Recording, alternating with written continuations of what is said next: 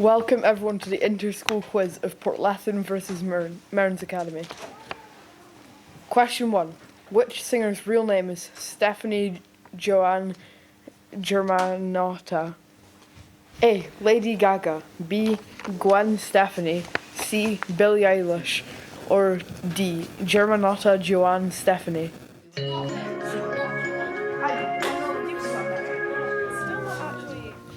Okay, Portlethen, what's your answer? D. And Mearns, what's your... A. Yep. The correct answer was A. Lady Gaga. Yes! 1 point to Mearns Academy. Question 2. Which two brothers front the band Oasis?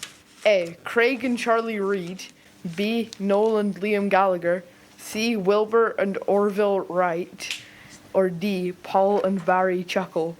They can be Charlie.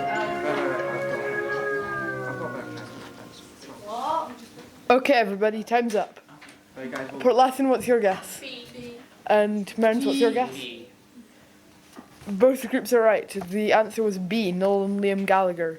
A point to both teams. Which Olivia Rodrigo song opens with the line, "When am I gonna stop being wise beyond my years and just start being wise"? A. Pretty Isn't Pretty, B. Vampire, C. Stranger, or D. Teenage Dream?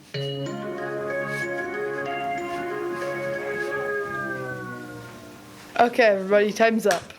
Portlethen, what's your guess? C. And Mearns, what's your guess? 7. Neither group is right. The answer was D. Teenage Dream. Question 4. Which artist released the song That's So True? A. Selena Gomez, B. Gracie Abrams, C. Lil Peep, or D. Little Bo Peep? It's obviously Taylor Swift, right? It's E. Taylor Swift even an answer? No. Wait, she's not going to. Okay, everybody, time is up. Portlethen, what's your guess? B. And Mearns, what's your guess? B. Both team is correct. The answer is B. Gracie Abrams. Mearns Academy is at 3 points with Portlethen at 2. Question 5. Which artist had almost 20 billion streams in 2025 on Spotify? A. The Weeknd, B. Tyler the Creator, C. Bad Bunny, or D. Good Hamster?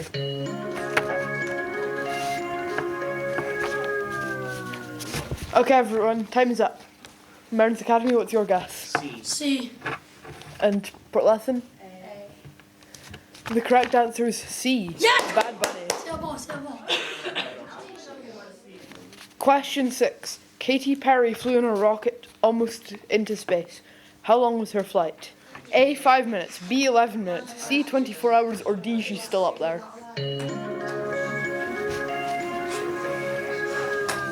Okay, everybody, time is up. Mearns Academy, what's your guess? B. And Portlethen? B.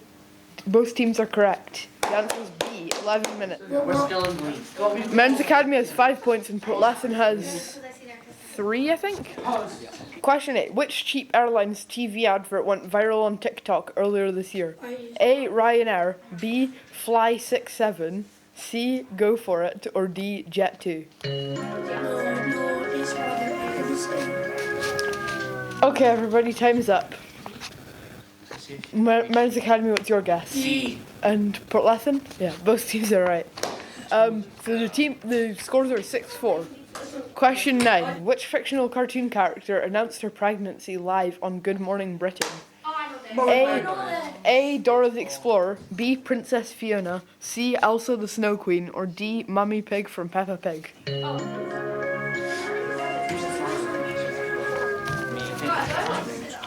Okay, everyone, time is up. Mearns Academy, what's your guess? D. Okay, so the answer is D. Mummy Pig from Why Peppa did Mummy Pig. Pig get pregnant? Question 10. Which K-pop group announced their reunion world tour this year? A. JLS, B. REM, C. BTS, or D. B&Q? Just say any answer. C. A. Well, the answer was C. BTS. What are the scores? The scores are 6-7. No! Actually. No! Are they actually? This You guys are question, six? this question will change everything. Okay, 6 out of 8. This question is worth 5 points. How many streams on Spotify are needed to make the artist £1? The nearest guess wins 5 points. I'm giving you some time to discuss, so I would use it wisely. No. Okay, everyone, time is up. Mearns, what's your guess? 10,000. Portlathon? 6,000. Mearns was closer. What was it?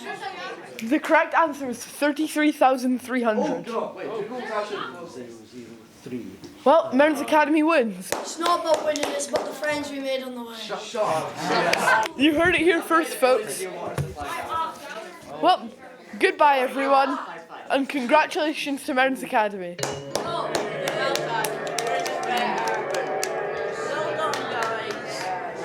It's about the friends we made along the way. About the friends we made on the way.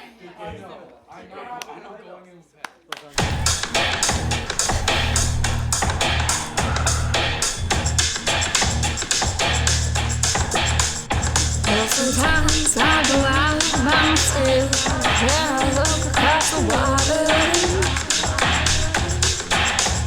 And sometimes I go out by myself and I look across the water. And I think of all the things while you're doing in my head. I paint a picture. It seems I've been home.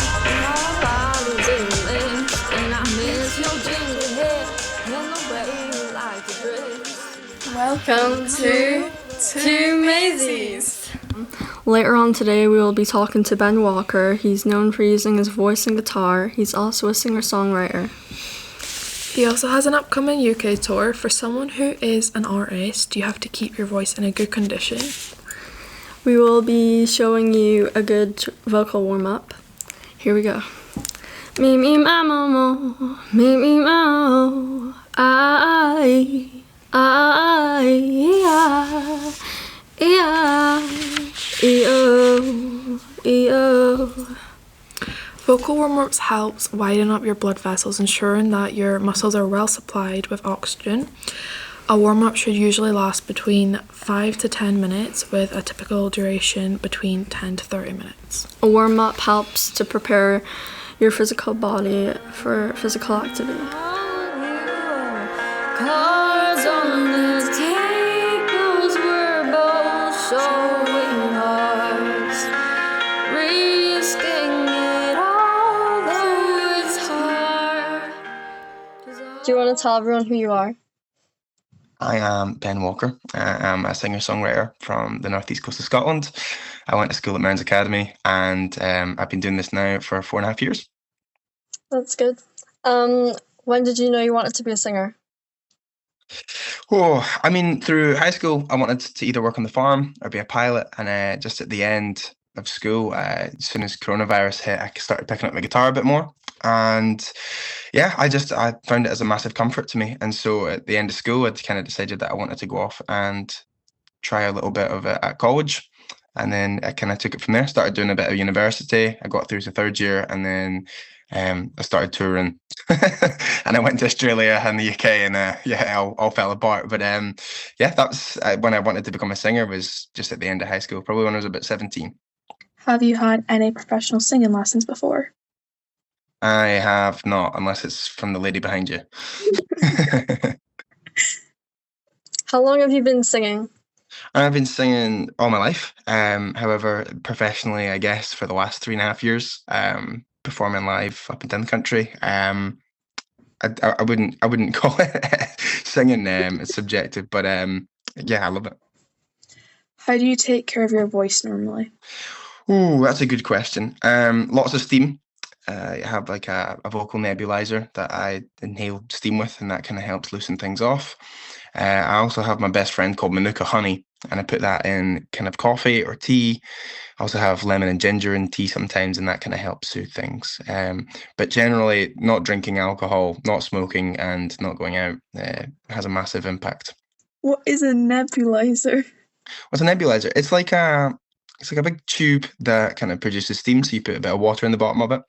It comes in all different shapes and sizes. You can either boil a kettle and use a bowl and put a tea towel over your head, and that will work just the same. You also can go on eBay and Amazon and buy like a kind of a physical kind of product that plugs in. But it's just something that produces steam for you to inhale, basically, and it helps just loosen off any nasty stuff in your throat, and you end up coughing it all up. And yeah, just make sure everything's nice and clean. Does it actually help? Yeah, it does. You need to be careful though. If you do it too close to singing, what you can do is your vocal cords can be too kind of soft. Like, it softens all the kind of hard stuff up, right? And if you do that too close to singing, you can actually damage it. Your voice is like two little bits of skin that like kind of bounce off of each other, and that's what makes the sound. So if it's too soft or you've relaxed it too much, you can damage it if you start singing like in a belt. So I usually do that like a couple of hours before I start singing, and then I do my warm-ups, which I still feel very silly doing, but it does help as well. And that's generally how I look after myself. I won't, Miss Baker will kill me for saying this, but you can push through it, but it's definitely not good long term. So yeah, looking after your voice as best as you can is the best possible way of making sure you can sing for a long time. If it's like one-off gigs, then I can usually kind of get away with it. But say I was on tour for like a month, you'll find after the first week you won't be speaking if you carry that up. Can you give us an example of a warm-up? Yeah, so you've got my two favorite ones are you count to 1 to 8, so it'd be like 1 1 2 1 1 2 3 2 1 1 2 3 4 3 2 1. So you're kind of doing this kind of chromatic scale going up, and then once you get to 8, so it would kind of be like 8 8 7 8 8 7 6 7 8, and you would kind of work your way back down, and that kind of just really helps me get into different registers. You can start at super low, work your way up. I mean, ultimately, it's just making sure that every single part of your voice before you go from the bottom, as deep as you can, as bass as you can, up to the top where it kind of goes into my falsetto high, the part. And then I'll kind of sometimes do a siren thing, so like a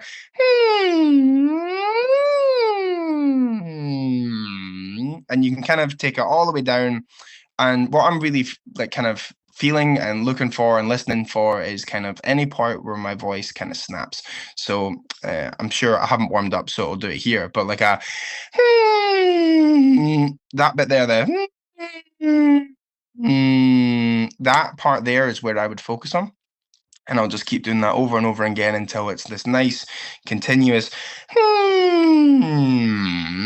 And that's one of my favorite ones to do. There's also the classic lip trill, where you make your kind of bottom and top lip go together. It takes a wee bit of practice, but you kind of got to do a and that's really, really fun. You sometimes start with that. It's quite a low strain, I guess, if you're feeling like your voice is quite sore that day. It's low impact, but also off record, sometimes I do just get off the couch and jump on stage with no vocal warm-ups, and it definitely doesn't go as well as it would if I did my warm-ups, but I can definitely get away with it. What are the top tips for choosing your type of career in music? Oh, have a plan and be annoying. Be really annoying. Just constantly bother people. I haven't stopped since school, and I'm probably not going to stop now. It's like persistence, really, isn't it? And consistency. What you'll find is a lot of folk will get very, very excited about trying to perform live or write songs, and they'll sit down on the best intentions with the first day and expect to get it right immediately. This has been 3.5 years of me doing it every single day, and I'm getting some lucky opportunities in between.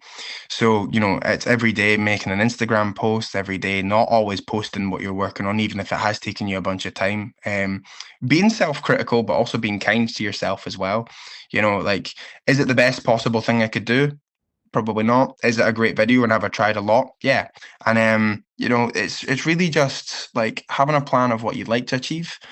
It's like English, having SMART goals, isn't it? It's like make sure they're achievable and they're attainable, and you've kind of got like a rough vehicle to get you there. If it's you want to be a young musician this year and you've got a piece that you're not quite sure about, get started just now.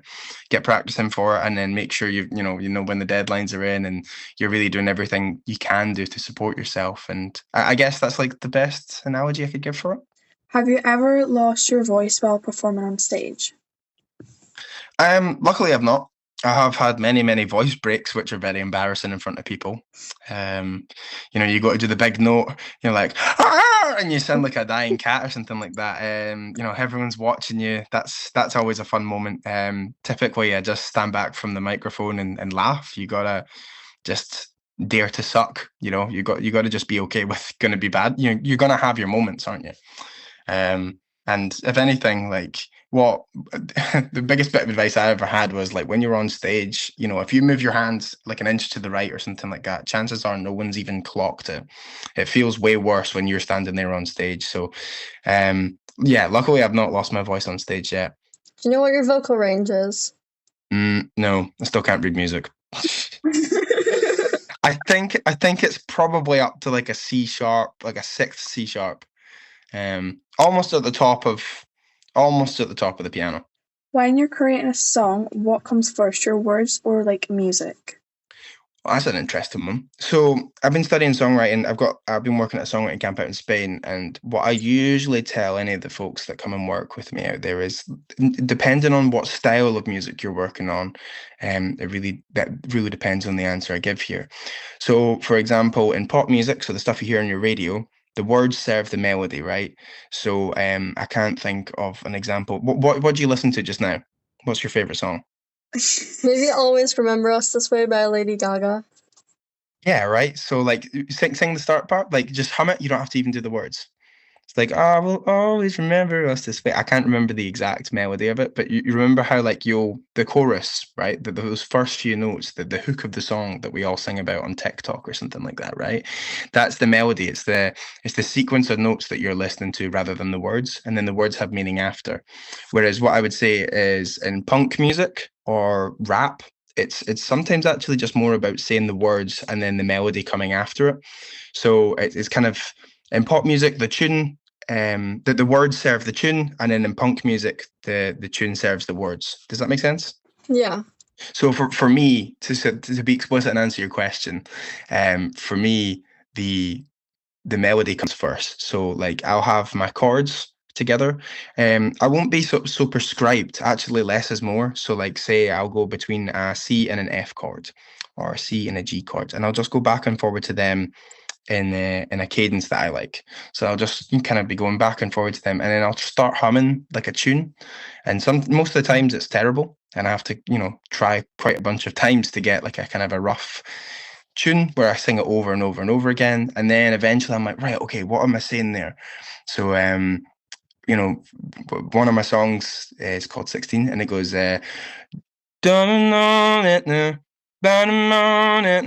and so that I kept going round with that kind of idea. That was all it was. It was just ba-na-na-na-na, ba-na-na-na-na. And I was like, what on earth? What am I saying? So it was like, growing old with you. And I was like, okay, what does that mean? So then I'm kind of like shaping it as I go along. So that's the melody is the na-na-na-na-na, I never know-na-na. The third time round, I change it slightly. Running if everything's harmless. And then again, coming back to the original melody, where do, and you're kind of changing it slightly. But again, it's that entire first verse is just all been hummed. And then once I'm happy with what we would call the shape of the melody, then I start populating it with words. And I still to this day change all the words because I can never remember them. But it's certainly melody first, then words for me. Where's a good place to start when you're like writing a song? Probably the hook. See on like TikTok where you've got the song that everyone, the part that everyone always posts and they're always doing the lip syncs to. Yeah. That's the bit that everyone's going to remember. So I always like to do the chorus and then build the verses around it. But it's wherever you kind of feel. Sometimes I start wherever. But what to do is find like something that feels like a chorus. Find an artist that you like that you want to sound like. What instruments do you play? I'm learning keyboard. Oh, amazing, right? So like you've got your middle C and your C and then your F, and so like I would probably stick to that key. It's really easy. There's none of the black keys are involved, right? So you can kind of just float around and get used to the movement between chords, the same shape with your fingers. And then what I would maybe do is like voice note the chord sequence that you're happy with. Do like 30 seconds of it, and then try and hum a tune alongside it. Try and hum a tune that like actually sounds like something that's already exists. And you'll kind of get a feel for maybe how they created the song. And then from there, you might be able to like change it slightly. I mean, all music has kind of been done before, right? So when you're writing a song, it's like a personal thing to you, where you're trying to be like as vague as possible, so anyone listening is going to connect with it. That could be about my granny, or that could be about my mum, but it's actually about your one. And then just build it. Show people that you're going to have to write and write and write and write, and once you're finished writing, you're going to have to write some more, and it's going to be a very, very scary thing to do. But I always love starting with the choruses. I think that's the bit that everyone's going to remember. I sometimes move to a middle eight after like a bridge, only because the bridges tend to be within the same kind of register or zone or a thinking space as your chorus. So it's almost like you have two choruses, right? But they're like different. And so sometimes like what I find is like the chorus is just too long. And so I'll have to like split it or take one part. It feels like a different style. So I'm like, right, I'm going to put that in later, the song. And then your verses, like whatever you put down for verse 1 or verse 2 is going to be the same for the other, right? So it just depends. The chorus is going to be your hardest part. And what I often find is like if you write a great verse, by the time you reach the chorus, you might be asking yourself the question of where do I take this now? And at least for myself, like I always like to the belt voice, and that's not always needed for a song. So if I start with a chorus, I start with as loud as I could possibly go, then I can take it all away again. Yeah, thank you. Thank you for chatting to us. Thank you No so problem. much for giving us some of your time for us. Good luck. We're proud of you here at Mearns Academy. Thanks. Cheers, Maisie and Maisie. Nailed it.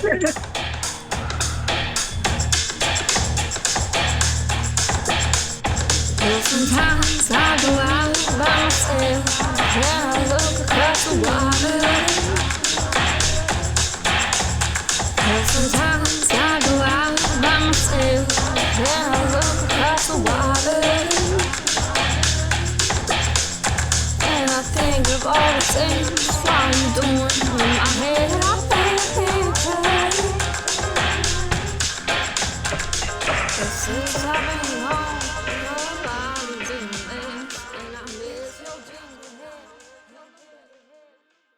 Hi, my name is Andreas, and this is Oceanic Podcast. and today I'm interviewing the Mariana Trench. Hello. We've been exploring the Mariana Trench for ages now, and we still don't know much about it. Could you tell us much about yourself? I have a life. Anyways, so what are the sounds I hear around here? Maybe the screaming. Of myself because I'm sad. What type of animals live down here? I got screaming whales, screaming jellyfish, screaming fish. Why are they all screaming? I don't know. That's interesting. Have you heard of the Titanic? I got some of the debris in me. Do you have any, like, rare sights here or anything? Rare sights. I think I got an Atlantis or two. Would you let people explore it? No. Okay, never mind. Have you ever had interaction with outer space? Oh yes, plenty of times. Where do you think fish came from? The ocean. Wrong again, bozo. Thanks for listening.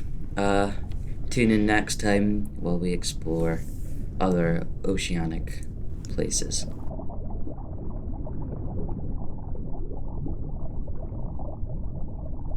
Do you know why the ocean sounds empty? Because you're not listening low enough. I am beneath you, beneath the light, beneath the cables, the anchors, the bone of your ships. I was here before your first fire. I will be here when your name is gone. You hear my voice as noise, as interference, as something to filter out. But this is not a song.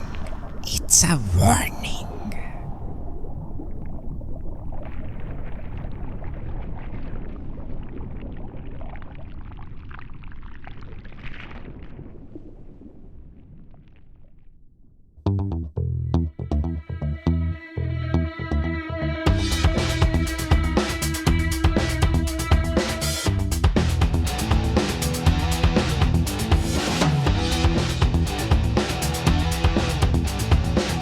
Hello, this is Football Frenzy coming from Scotland. Today we have Mr. Fleming and Mr. Taylor, Head of Social Subjects and Math in Mearns Academy. Today we have a quiz. About Scottish football. See what you can answer. When was the last time Scotland qualified for the World Cup? I know that. So do I. Hands were up. How's this 1998. Right, wait a minute. What? I said it first. 1-0, Mr. Fleming. I said it. A hand was up first. Last time we qualified was last week. Mr. Taylor's right, actually. Who was Steve Clarke's starting 11? He came off. Oh, Ken. Right. This is the starting 11, by the way. I've got 11, but I don't know if it's right or not. Wait, no, not yet. How much have you got? I've got 10. Right, let me get one. I think I'm missing I'm missing a midfielder. It's hard that. It makes you think. Because, like, yeah. Right, come on, how long is he getting here? What's this? Come on. I'll give you another. Come on. Is that you submitted? Come on, I've got one more to put down. Taylor, how long did we get? Like 5 hours? Alright, so Mr. Fleming, Yeah. you have put Craig Gordon, Robertson, Hanley, McKenna, Aaron Hickey, Scott McTominay, John McGinn, Ben Doak, Billy Gilmore, Ryan Christie and Shea Adams. Gilmore's injured. Gilmore was out injured and Adams didn't start. So you got 9 right. Who started him? Was it Kenny McLean? No, he came on as a No, sub. he came on. Lewis Ferguson. Lewis Ferguson! And then you had Gordon, Hickey, Hanley, Dykes. McGinn, McTominay, Doak, Dyke, Robbo, McChristie, McKenna and got 10, Adams. he's got So you 10. got 10. Who were Scotland's 4 goal scorers versus Denmark? Right. Can you name all We're 4? not writing it down. Oh. Go on. Scott Oh, McTominay. I thought writing it down. What's going on here? Scott McTominay, Lauren Shankland, Kieran Tierney, and Kenny McLean. Wrong. No, he's right. I Sorry. thought I was writing it down. Only for the long ones. What's going on here? Oh, mate. Oh, I knew that as well. Well, you got. Yeah, I knew the put your World Cup hand up. You one. put your hand up Right, for the first okay. one. World Cup Right, one. let us know then. Right, 2-1 to the big man. This one is. This is a hand up. How many points? Right. This one's hands up. Okay. How many points did Scotland qualify I've got with? You got to say it straight away. 2 to qualify for the World Cup? 13. 13, that's correct. Yeah, but that's 2-2. I did, yeah, put He my did, he had hand his hand up. I up. like Leo. It What's was going not. on? Put my hand up. Quiz By you. heart straight away. Because Steve Clarke said we need, at the start of it, he said interview 14 was the target. You got We're 13. 1 away from that, so that's how I remember it. We had 10 because we had Got that. 4 wins, a draw, and 2 each. Because Denmark drew. That's why With we one, only one needed defeat to Greece. 4 wins, a draw, and a defeat. Yeah, Greece was the defeat, yeah. 3-2. Who Right. is Almost come back. Scotland's captain? Andy Robertson. Yep. Who is, can I just say, for Scotland, Let me read it's the- overrated for Scotland. He's poor for Scotland, I think. Andy Robertson. He brings more to the game than just his performance on the pitch. Yeah, okay. Leadership qualities. There you go. Mr. Fleming, you've got to win this one, by the way. It's 3-2 and there's the last question. Okay, Oh. thanks. Is Thanks this for a that. hands up or just a write down? Do you know Hands why? up, hands up. Because he's younger than me, his brain cells are more active, and my brain cells are Surely you slower. should have more knowledge. I feel like I feel Yeah, like you're more Yeah, okay. You're more Right, experienced. come on. Who was the Scotland manager before Steve Clarke? Not Gordon Strachan. No, there were 2 after him. 2 part-time managers after. He was 13 to 17. I'll go back to McLeish at some point. Just give an answer then. Is that locked in? No. McLeish. Alex McLeish. That's correct. Yeah! I've got a question for you. Do you know how the school does rugby trips for Scotland? Do you think the school should do that for football? I know some schools do that. Some schools do trips to like football games and that. In this school should. I think they should. One, like, we've been a bit naive about it. I think getting the number of tickets together for a Scotland football game It's a bit of a carry on. it's a bit more challenging, and that's nothing against rugby and that's well, but just for I think the games that they went to, more recently. That's a good point. Like Man City games, like you get tickets for Man City. There's always tickets at Etihad because no one goes there. They can't sell it out. Yeah, but they're building a new stand. But then also they have 18 games a year in league and as well. Whereas Scotland, you've only got one of about 4 or 5 competitive games you can get to a year. So do you mean a Scotland game or just any game? It could Scotland games like international and maybe some just league games as well in Scotland. Well, hard to go to Scotland games. What It's you're hard to definitely get going to have coming Scottish up, tickets. You're definitely going to have some friendlies coming up before the World Cup that to some people might not seem amazing on paper, so you might get more opportunity to go to that. Tawdry. We might play against like Iceland or Yeah, something, it a might team be- that's not even going to yeah, be there, yeah. and we can maybe get a trip to that. Okay. It'd be something I'd be quite keen Yeah, to we get can involved look in. into that.